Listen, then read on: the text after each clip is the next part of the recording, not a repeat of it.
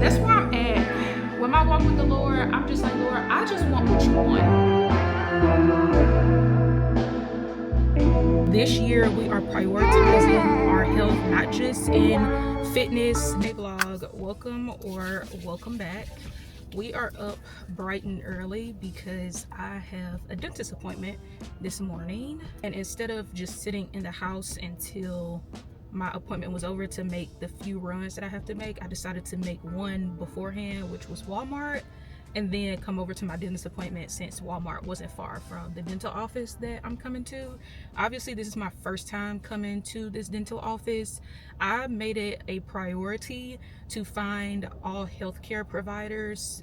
I started looking in about August. It's not something that I really felt like doing, and it could be so overwhelming with trying to find people who are in network with insurance and all of that. But I told my husband, we have been blessed to receive great health insurance, which is literally a gift, and it's a privilege in America. It should not, but it is, because everybody does not have great health care. I grew up in a family where we did not have great health care.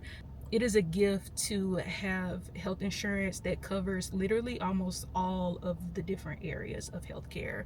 And so I went to the OBGYN back in September, and then I found a primary care physician, and I went in November, and now I done made my way to the dentist. The last time I went to the dentist was about a year ago when we were still in Memphis, and I feel like dental and oral care really became a priority for me because I had braces. So I was kind of forced to take care of my teeth with braces if I wanted my treatment to be done in the time that they, estimated, and all the things that forced me. But I also learned on TikTok University, because you don't know what you don't know, but I learned from a dentist on TikTok that our oral care plays a huge part in our overall health, which I did not know that. I did not know that poor oral hygiene can lead to like serious health issues, not just your teeth falling out, not just your teeth decaying and all that kind of stuff, but literally things with your heart, things with your brain. Like, I literally had never known that, and who knows how many other people don't know that. You think it's just aesthetic, but that stuff, like, it matters. And so I told my husband that this year we are prioritizing our health, not just in fitness, not just in what we eat and how we eat, but also going to the doctor. Going to the doctor is not just a treatment plan, it is a preventative measure. Because if you go to the doctor regularly, if you can, I am not ignorant and insensitive to the fact that some people cannot afford to do it routinely. And I hate that that is the way the systems are set up in America.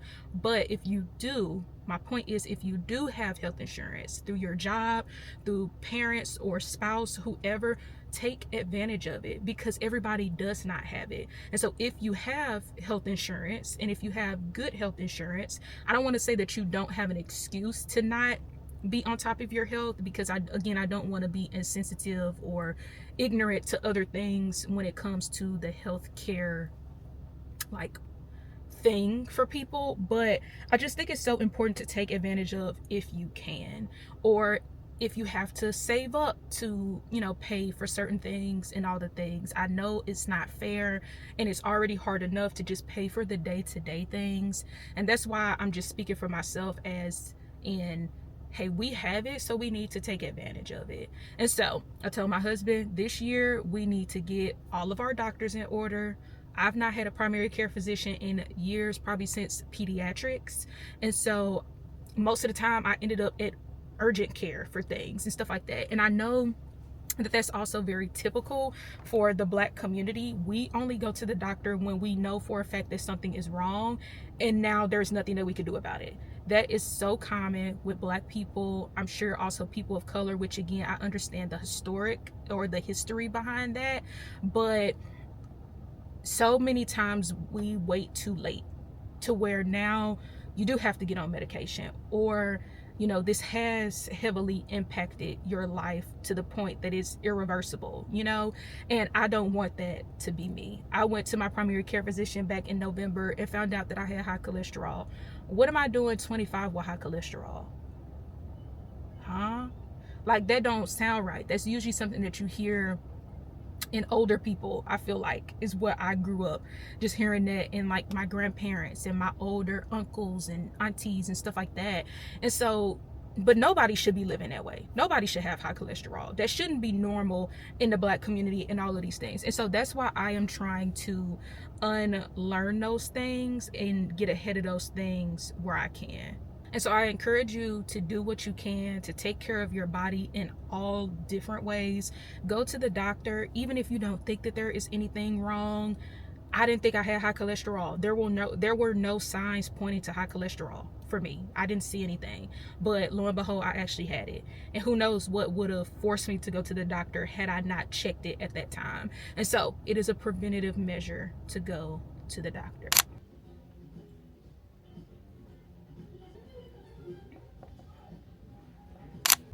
Literally, who is in charge of creating Trader Joe's parking lots? Who's in charge? Who has done this? Because this is a nightmare.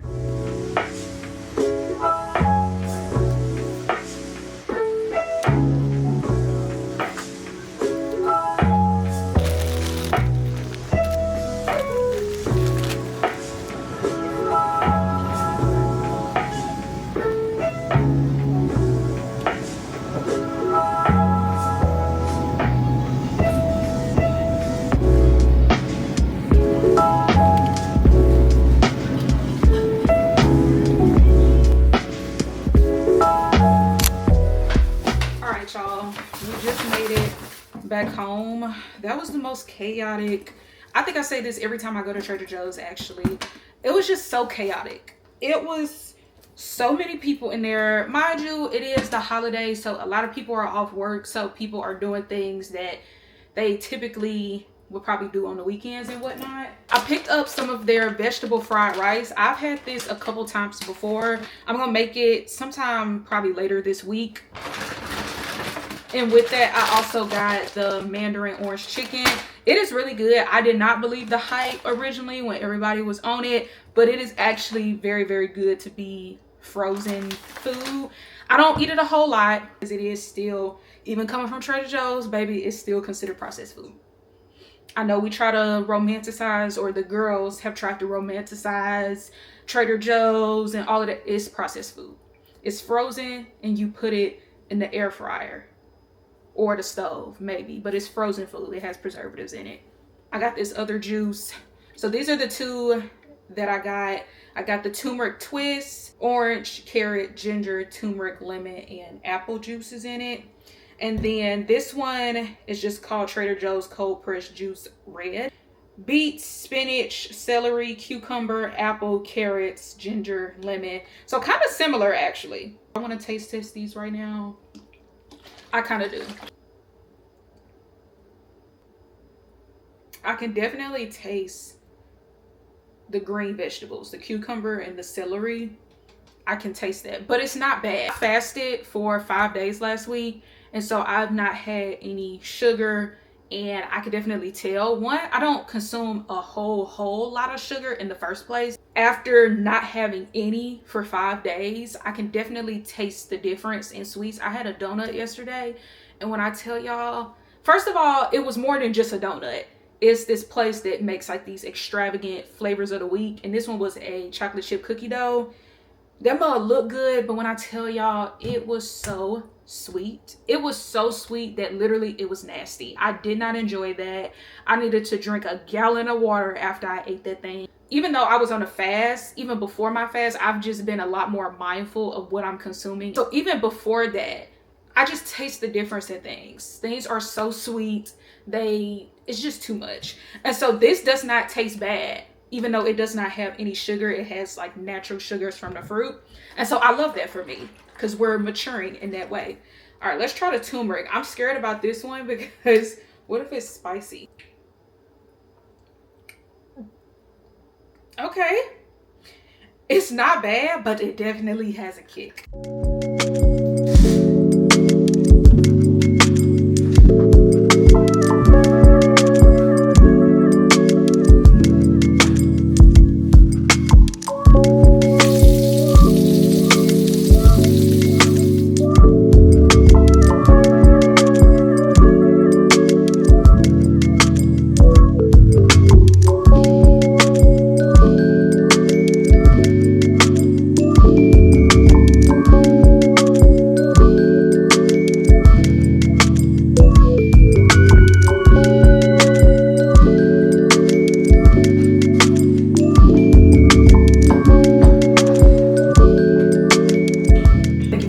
that I'm about to receive. Bless it and let it be a nourishment to my body. Bless it from any uncleanliness. In Jesus' name, amen.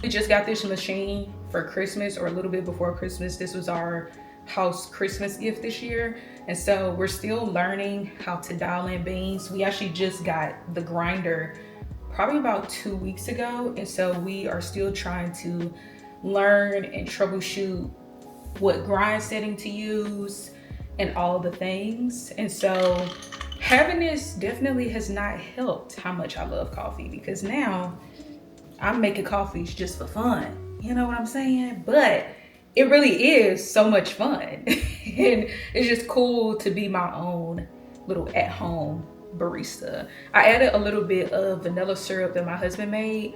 He said he used butter and a little bit butter abstract.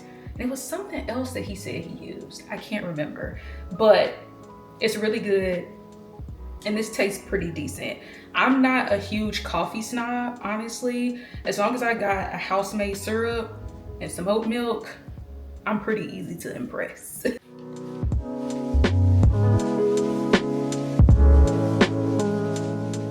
Before I finish my little editing session, I am actually starting to edit this vlog that you're watching right now. But I just wanted to talk about something that's been on my mind. I feel like I'm being pushed to create in a different way this year. And it's funny because the Lord is just so funny. God is so funny, because we literally can make plans and think that we know what to do or think we got a clue, and we literally don't. I made my little vision board and whatnot, and before the new year came in, I was thinking through all of these like content strategies and plans and all these things. And I was so excited. I was so excited. Primarily looking at short form content, I really thought that I was about to really just run with that and take off in that way. Yeah, the Lord said no. Actually, go this way. And I'm not saying that we should not plan. I'm not saying that we shouldn't vision board and prayer board and all these things. I'm not saying that we should not do that. But I think what I have learned is that I need to ensure that I am vision boarding and planning and all of that with the Lord. I have the tendency to say I'm doing it with the Lord, but really I'm doing it on my own. And I'm still thinking about what I want to do and what I desire. I'm not really taking the time to ask God, what do you want? What do you want me to do? What should I focus on? What should I do? Where should I pivot? Where should I go? Because for me, it just made sense to focus on short form content because that's what I did for the past year. And that's where I was kind of seeing some growth in some ways. And so it just made sense in my mind to focus on TikTok, focus on Instagram. And it's funny because the Lord, again, he will shut stuff down and he will have you pivot in a second. But I could say from the pivot, God has really blessed it. And so I've gotten confirmation that my pivot is in the right direction, that I'm not, again, pivoting out of my own understanding because I actually still don't get it. But I could say that I've just gotten so much life from what I've been doing. I've just been enjoying creating here on long form just so much. And I hope that y'all have enjoyed kind of the new style of content. It's nothing crazy, but I'm so proud of it. I am so proud of it. I love it so much. A content pillar of mine is high quality. I want that to be something that I'm known for. I put a lot of value in the quality of my content. I always have, but in the past, I've not been able to invest the way I would like to create high quality content, but I've been able to invest. Thank the Lord. He has given me, he's literally provided for me to be able to invest in my craft and literally in the things that I have to do this. And it's just been so much fun. And I cannot wait to see just how God continues to grow me in this way and my gifting in this way, because I really, really do love content. I love it so, so much. And I look back at some of my private vlogs and just see how far I've come, how much I've matured and grown. And it is just so cool. And that's why I do this, because I want to be able to do exactly that. I want to be able to look back and see just where I've come from, what I was doing 5 years ago, how I talked 5 years ago, what I thought 5 years ago, and being able to see it now is just, it's just such a beautiful thing. And it's so much fun. And I just love doing this. Let me grab my charger because y'all are about to die and I don't want that. And I'm just learning a lot about myself in this time. For a long time, I coined myself and put this label on myself that I just like simplicity.